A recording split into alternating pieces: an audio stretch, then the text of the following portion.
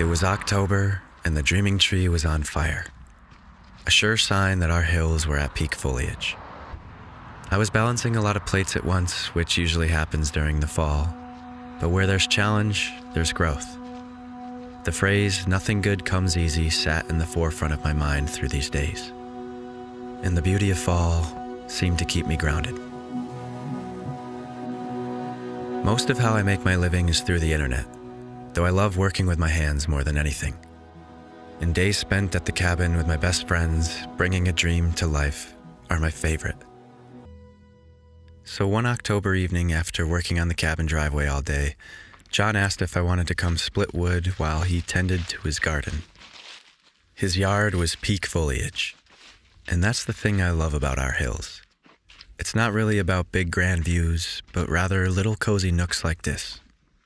Simon once said that the Berkshires always felt like a warm hug, as opposed to the openness of the Wild West where he now spends most of his days.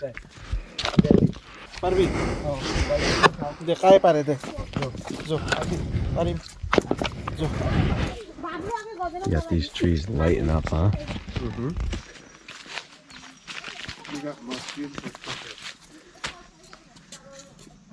Most beautiful what?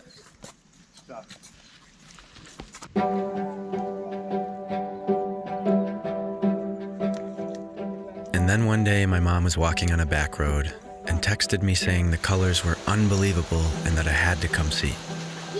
So I met her there and we filmed the giveaway for my Patreon where we gave away a canvas print and one of her handmade goods. And I ran around after, chasing colors. A storm was afoot, so this was potentially my last chance before the leaves got knocked off. And then John met up with me after he got out of work and told me some job site stories while the leaves whirled in the fields behind him. And it's these brief and seemingly insignificant moments that I savor, as they are the water that keeps my glass half full.